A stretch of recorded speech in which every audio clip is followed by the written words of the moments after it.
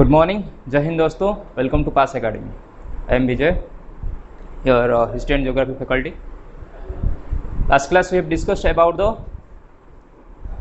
Northern Plain. Today we will discuss about Northern Plain. Last class we have discussed about the Himalayan mountain, the physical division of India. Okay, इस topic में already 2 classes हो चुका है.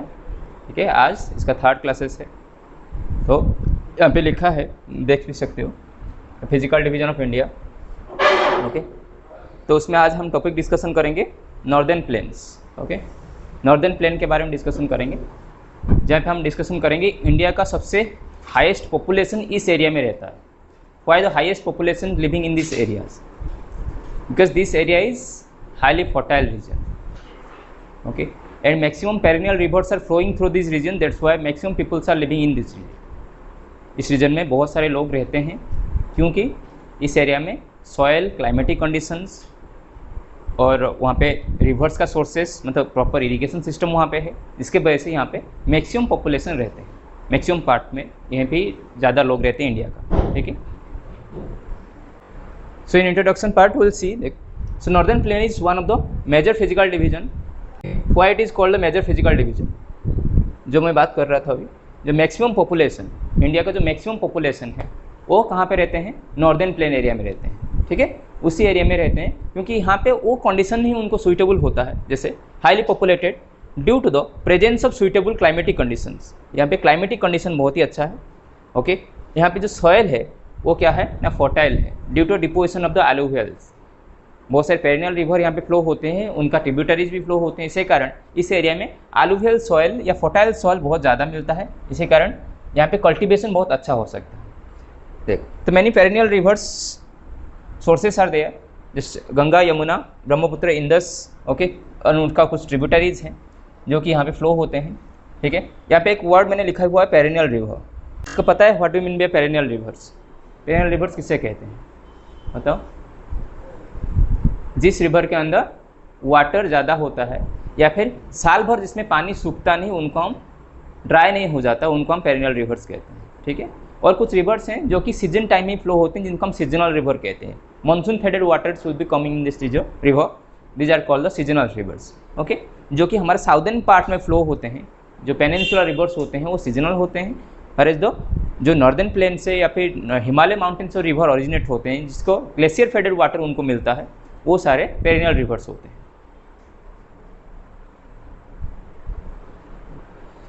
तो ये वाला हमारा नॉर्दर्न प्लेन एरिया है. देखो, मैक्सिमम पार्ट्स अगर हम बात करते हैं तो इस रीजन में मैक्सिमम लोग रहते हैं हमारे. तो इंडिया का जो मैप मैंने यहाँ पे ड्रॉ किया हुआ है.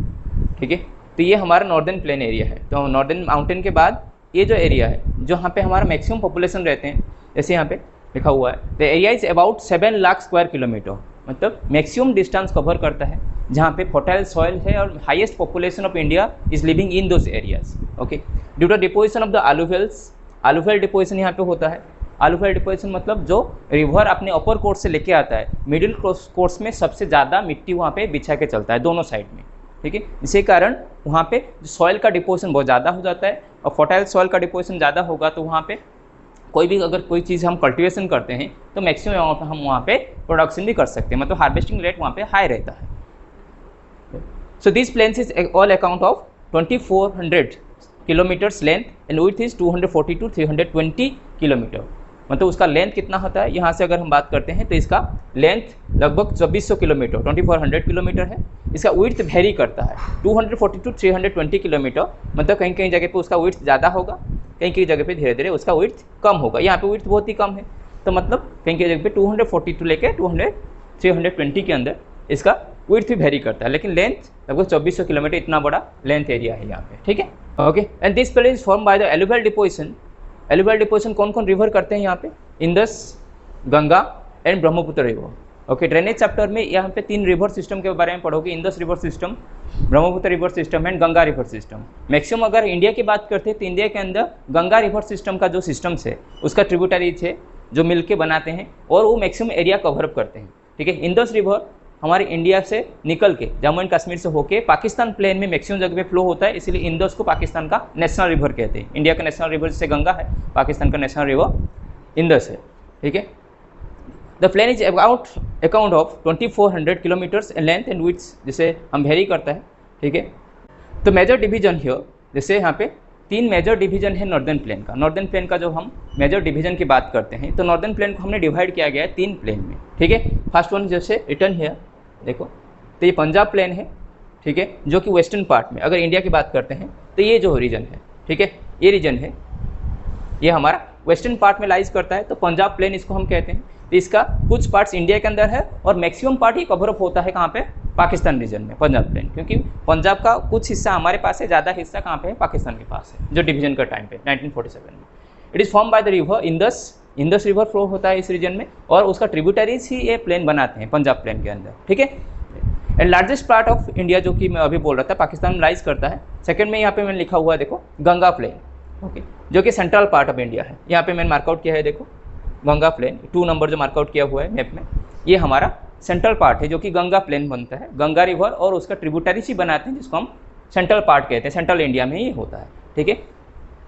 देखो ये किस कौन कौन सा 2 रिवर के बीच में होता है, one is घाघर river and one is Teesta river, ठीक है। जो गंगा रिवर की ट्रिब्यूटरी है, मतलब ये घाघर रिवर और तीस्ता रिवर लगभग जो हमारा गंगा प्लेन में एक बॉर्डर बनाते हुए चलते हैं, मतलब दोनों साइड में एक बाउंड्री बनाते हैं, ठीक है। कौन कौन सा स्टेट में ये कवर करते हैं मैक्सिमम जगह पे देखो, जैसे हमारा हरियाणा हो गया, Delhi, UP, Bihar, partly some part of the Jharkhand and West Bengal, ये सारे स्टेट्स इसके अंदर आते हैं। कौन सा प्लेन के अंदर, या गंगा प्लेन के अंदर। तो ये जो हमारे इंडिया के अंदर जो भी स्टेट हैं, तुमने सुना होगा, जैसे बिहार का, उत्तर प्रदेश का, ये सारे हरियाणा का, दिल्ली का। यहाँ पे दिल्ली इतना छोटा जगह होने के कारण भी वहाँ पे इतने सारे पॉपुलेशन रहते हैं, हमारे नेशनल कैपिटल है, ठीक है। क्यों रहते हैं, इसका मेजर रीजन है, इस रीजन में फर्टाइल सॉइल मिलता है, यहाँ पे क्लाइमेटिक कंडीशन बहुत अच्छा होता है, कल्टीवेशन भी बहुत अच्छा होता है, जिसके कारण यहाँ पे communication, transport system, everything will develop properly. यहाँ पे सारे चीज़ प्रॉपर्ली डेवलप हो चुका है, इसी कारण यहाँ पे मैक्सिमम लोग यहाँ पे रहते हैं, ठीक है। थर्ड पार्ट में देखो, यहाँ पे Brahmaputra plain, okay, third division लिखा है, जो कि ईस्टर्न पार्ट है। यहाँ पे जो मार्कआउट किया गया है, ये वाला पार्ट देखो, ये वाला, ओके, ये रीजन जो थर्ड पार्ट में मेंशन किया हुआ है, ये हमारा कौन सा प्लेन है ना, ब्रह्मपुत्र प्लेन है, ठीक है, जो कि इंडिया का ईस्टर्न स्टेट में कवर अप करता है। उसके साथ साथ मैक्सिमम पार्ट इसका जो ब्रह्मपुत्र प्लेन है वो कहाँ पे फ्लो होता है ना, बांग्लादेश में। बांग्लादेश में ब्रह्मपुत्र रिवर को उनका नेशनल रिवर कहते हैं, क्योंकि उनका मैक्सिमम पार्ट ब्रह्मपुत्र रिवर का बांग्लादेश में फ्लो होता है, ठीक है। ईस्टर्न पार्ट हमारा कुछ ईस्टर्न स्टेट भी कवर करते हैं, पर्टिकुलरली ईस्टर्न इंडिया, जैसे यहाँ पे आसाम मैंने मेंशन किया हुआ है, आसाम एंड अरुणाचल प्रदेश कुछ रीजन में यहाँ पे हमारा जो ब्रह्मपुत्र प्लेन ही कवर अप करता है, ओके, इस जगह के अंदर। यहाँ पे देखो, तो यहाँ पे division of northern plain based on the relief features, okay. वहाँ पे हमने मेजर डिवीजन देखे, तो रिलीफ फीचर्स मतलब वहाँ पे किस टाइप का सॉइल मिलता है, ठीक है, किस क्वालिटी का सॉइल मिलता है और किस क्वालिटी सॉइल के अंदर क्या क्या कल्टीवेशन हो सकता है, उस रिलीफ फीचर्स के हिसाब से यहाँ पे नॉर्दर्न प्लेन को 4 हिस्से में डिवाइड किया गया है, okay. First one here written, जैसे Bhabar belt, okay, Bhabar belt है, and one is Terai belt and Bhangar belt and Khadar belt, okay. ये 4 मेजर डिवीजन है, जहाँ पे हम क्या करते हैं ना, रिलीफ फीचर्स के हिसाब से वहाँ पे सॉइल कैसा मिलता है, वहाँ पे क्लाइमेटिक कंडीशन कैसा है, उस रीजन में कौन कौन सा रिवर कैसे फ्लो होते हैं, कहाँ पे कल्टीवेशन ज़्यादा होता है, कहाँ पे मर्ची एरिया, स्वाम्पी एरियाज होते हैं, कहाँ पे दलदल होता है, कहाँ पे नया अलूवियल सॉइल मिलता है, कहाँ पे पुराना अलूवियल सॉइल मिलता है। तो ये सारे जगह पे हम देखते हैं इस डिवीजन के अंदर, ठीक है। तो पहले देखो यहाँ पे कौन कौन सा डिवीजन है। First year given the Bhabar belt, तो भाबर बेल्ट के अंदर क्या क्या होता है देखो। So it is the narrow belt, ये नैरो बेल्ट है, बहुत ही पतला सा अगर बेल्ट हम बात करेंगे तो it is a narrow belt and northern most belt extended between the 8 kilometre 16 kilometre, मतलब 8 से लेके 16 किलोमीटर के अंदर इसका एक्सटेंशन है, ओके। तो इस रीजन में अगर हम बात करेंगे ये बेल्ट के अंदर, तो इस बेल्ट के अंदर क्या होता है ना, जो स्ट्रीम्स होते हैं वो ओरिजिन होते हैं, मतलब जो नॉर्दर्न प्लेन्स के अंदर जो भी रिवर फ्लो होते हैं वो कहाँ से निकलते हैं, नॉर्दर्न माउंटेन से, हिमालय माउंटेन से निकलते हैं, जिनके अंदर ग्लेशियर फेडेड वाटर होता है। तो इस रीजन में मैक्सिमम जो रिवर्स है अपना चैनल बनाते हैं, अपना ट्रिब्यूटरीज बनाते हैं, क्योंकि अपर कोर्स से निकल के अभी मिडिल कोर्स में फ्लो होने वाले हैं दिस रिवर्स, ओके। तो भाबर बेल्ट के अंदर ये नैरो चैनल बनाते हुए, क्योंकि इनका इतना विड्थ बढ़ता नहीं इस रीजन के अंदर, क्योंकि आगे जब वो आएंगे तराई रीजन में या फिर भांगर और खदर रीजन में, वहाँ पे उनका ट्रिब्यूटरीज बढ़ जाएगा, उनका एरिया ऑफ कवरिंग भी बढ़ जाएगा, ठीक है। तो यहाँ पे नैरो चैनल बनाए हुए चलते हैं, that is the 8 kilometre to 16 kilometre, okay. It lies parallel to the Shivalik range. Shivalik को हम कौन सा हिमालय कहते हैं, कौन बता सकता है? Shivalik is called lower Himalaya. Okay, जो हमारा लोअर हिमालय है, सबसे नीचे वाला हिमालय है, जैसे उसको हम शिवालिक कहते हैं, जो कि उत्तराखंड स्टेट में लाइज करता है। ठीक है, इसका यूनिक फीचर्स क्या है? Okay, I have written here that the porosity with the pebbles and rocks that is form the porous bed. Porosity मतलब जहाँ पे क्या होता है ना, मिट्टी के अंदर एयर कंटेंट होता है, एयर स्पेस होता है। यहाँ पे जो रॉक बनेगा या सॉइल बनेगा उसके अंदर एयर स्पेस होगा, क्योंकि एयर स्पेस की वजह से क्या होता है ना, प्लांट को एक पर्टिकुलर वो सॉइल मिल सकता है, इसके कारण वो ठीक से ब्रीदिंग कर सकते हैं, उनका रूट्स ठीक से ब्रीदिंग कर सकता है, अपने न्यूट्रिएंट्स सारे मिट्टी से ऑब्जर्व कर सकते हैं, क्योंकि यहाँ पे तो सॉइल के अंदर वाटर कंटेंट भी अवेलेबल है, क्योंकि वाटर एब्जॉर्प्शन करके प्लांट अपना फोटोसिंथेसिस प्रोसेस में खाना बनाएगा।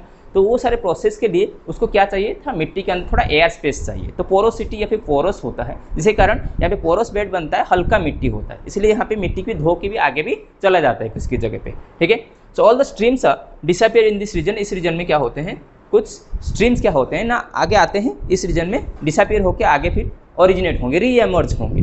देखो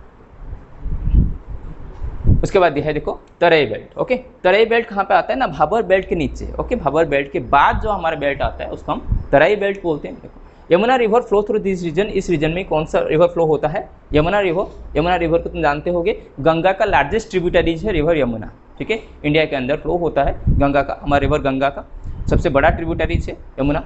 and this through this belts extended eastwards across the Haryana. कौन कौन सा स्टेट में ये फ्लो होता है, देखो हरियाणा, उत्तराखंड या फिर उत्तर प्रदेश या बिहार एंड वेस्ट बंगाल।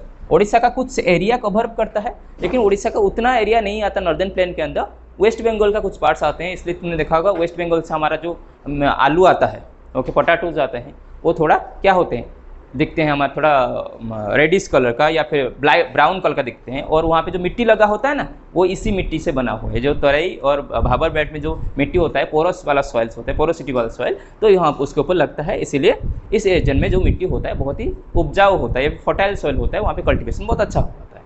ठीक है, तो दीज एरिया जनरली वेट, बहुत ही यहाँ पे गीला होता है मिट्टी। ओके, स्वाम्पी एंड मर्सी एरिया होता है। ठीक है, स्वाम्पी मतलब यहाँ पे हमेशा मिट्टी थोड़ा गीला रहता है, कीचड़ से सा रहता है। ठीक है, मिट्टी जैसा हमारा होता है ना, हमारे इस एरिया में, ओडिशा में तुमने देखा होगा कुछ रीजन में जहाँ पे हमारा राइस का कल्टिवेशन करते हैं, पेडी क्रॉप्स करते हैं, तो वहाँ पे क्या होता है, मिट्टी थोड़ा ज़्यादा चिपचिपा होता है नहीं, तो क्योंकि उसके अंदर water holding capacity is larger, वहाँ पे वाटर होल्डिंग कैपेसिटी ज़्यादा होता है, वो वाटर रिटेंशन करके रख सकते हैं। ठीक है, इसीलिए उस एरिया में क्या होगा, वेट होगा, गीला होगा उस एरिया। ठीक है, और स्वाम्पियर मर्सी एरिया होगा। मर्सी मतलब दलदल एरिया भी वहाँ पे होता है किसकी जगह पे, क्योंकि यहाँ पे रिवर्स आके री एमर्ज होंगे, क्योंकि भाबर बेल्ट में वो डिसअपियर हो गए थे, तराई बेल्ट में री एमर्ज होंगे rivers. Streams and rivers reemerge in this regions, therefore this region is covered by. Okay, इस रीजन में मैक्सिमम एरिया वो कवर्ड होते हैं। यहाँ पे कुछ प्रिंटिंग मिस्टेक हो गया है। ठीक है, तो मैक्सिमम एरिया ये कवर अप करता है, जिसके कारण रिवर यहाँ पे ओरिजिनेट होने के कारण इस एरिया में मैक्सिमम लोग यहाँ पे सेटलमेंट लाइफ भी जी सकते हैं, सेटलमेंट लाइफ अपना घर बना सकते हैं, इस एरिया में कल्टीवेशन करते हैं। ठीक है, तो ये वाला इसके साउथ में थिक फॉरेस्ट भी होता है और wild life, better wild life मिलते हैं। जहाँ पे जंगल होगा तो वहाँ पे क्या होंगे, जानवर भी होंगे। तो मैक्सिमम एरिया भी, जैसे हमारा वेस्ट बंगाल कुछ रीजन, जैसे हमारा सुंदरबन डेल्टा, लार्जेस्ट डेल्टा हम बोलते हैं। ओके, रिवर एंड डेल्टा बनाते हुए, इससे ब्रह्मपुत्र रिवर और गंगा रिवर के मिलने से वहाँ पे बनता है, समुद्र से जाके बे ऑफ बंगाल में वो मिलते हैं। उस एरिया में एक मर्सी एरिया होता है, जहाँ पे सुंदरबन डेल्टा, जहाँ पे मैनग्रोव टाइप ऑफ वेजिटेशन देखने को मिलता है। ब्रीदिंग रूट सिस्टम्स इस ट्री के अंदर होते हैं, क्योंकि ये मर्सी एरिया है, तो यहाँ पे उस सॉइल से उतना अमाउंट में अपना जो न्यूट्रिएंट्स है वो ऑब्जर्व नहीं कर पाता, इसीलिए उनका रूट ऊपर आ जाता है। ओके, जिसको हम ब्रीदिंग रूट्स कहते हैं। उसके बाद है भांगर बेल्ट। ओके, ये सबसे लंबा वाला बेल्ट होता है। ओके, ये जो रिलीफ फीचर्स के अंदर जहाँ पे हमने नॉर्दर्न प्लेन को डिवाइड किया गया है, सबसे बड़ा बेल्ट अगर हम बात करेंगे तो भांगर बेल्ट है। ये पुराना सॉइल से सॉइल मिल के बनता है, जैसे हम न्यू एलुवियल सॉइल को हम फदर कहेंगे, तो ये सबसे पुराना जो सॉइल होता है वो हमारा कौन सा होता है ना, भांगर होता है। So largest part is formed here, okay, by the old alluvial deposition. जो ओल्ड एलुवियल सॉइल्स होते हैं उसका डिपोजिशन से बनता है हमारा भांगर belt. And along with the reverse, river bed and tributaries, जैसे हम कुछ यहाँ पे टेरेस बनाते हुए चलता है, तुमने देखा होगा टेरेस फॉर्मिंग ऐसे होता है।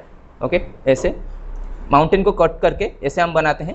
ओके, जैसे टेरेस क्या होता है, सीढ़ी की तरह होता है ना, और माउंटेन को कट करके, इस एरिया में जो स्लोपी एरिया ज़्यादा होता है, जिसके कारण रिवर का जो चैनल है या फिर पानी है, इरिगेशन सिस्टम डेवलप करने के लिए, पानी को रोकने के लिए वो क्या करते हैं ना, माउंटेन को धीरे धीरे काटते हैं, इसके कारण टेरेस फार्मिंग यहाँ पे देखने को मिलता है। टेरेस क्योंकि यहाँ पे थोड़ा सा ज़्यादा हाइट में होता है इस रीजन में, इसलिए कल्टीवेशन करने के लिए वो क्या करते हैं ना, थोड़ा टेरेस टाइप का उसको कटिंग कर देते हैं ज़मीन को, ठीक है। And higher than the floor plain के एरिया से थोड़ा हायर होते हैं, क्योंकि थोड़ा सा हायर ऑल्टीट्यूड पे होता है, क्योंकि मिडिल यहाँ पे मैक्सिमम सॉइल डिपोजिट होकर ये वाला रीजन बहुत ही पुराना हो गया है, भांगर belt. Okay, soil consist of your okay Calvary, ये वाला हम कैल्केरियस मटेरियल भी कह सकते हैं, ओके क्योंकि इसके अंदर क्या होता है ना, कैल्शियम डिपोजिशन होता है। तुमने देखा होगा जो रिवर्स के अंदर क्या होते हैं ना, बहुत सारे रिवर के अंदर जो जानवर होते हैं छोटे छोटे, जो शिप्स होते हैं, या फिर हम कह सकते हैं जो कोरल्स, जिसे हमारा लाक्षाद्वीप आइलैंड बना हुआ है, कोरल आइलैंड से कहते हैं, ठीक है। इसके बॉडी बनता है किससे ना, कैल्शियम से, ओके। हमारे से टीथ बनता है कैल्शियम और फॉस्फोरस से, उसका कंटेंट होता है, ठीक है। तो कैल्केरियस मटेरियल डिपोजिशन होने के कारण यहाँ पे जो सॉइल दिखेगा थोड़ा व्हाइटिश कलर का दिखेगा, जो व्हाइट कलर का दिखता है, ठीक है, ब्राउन कलर का होता है। उसके साथ साथ जो कैल्केरियस मटेरियल डिपोजिशन होने के कारण, कैल्शियम कंटेंट होने के कारण वहाँ पे वो सॉइल थोड़ा व्हाइटिश कलर दिखता है, व्हाइट कलर दिखता है, ठीक है। And this is called the कंकर, यहाँ पे जो सॉइल है उसको हम कंकर का नाम से जानते हैं, ठीक है, ये जो कैल्केरियस मटेरियल का डिपोजिशन के कारण, ठीक है। तो ये जो सॉइल होता है यहाँ पे कल्टीवेशन भी हम बहुत अच्छे से कर सकते हैं, क्योंकि वो ओल्ड एलुवियल सॉइल है, यहाँ पे डिपोजिशन होता है, ठीक है।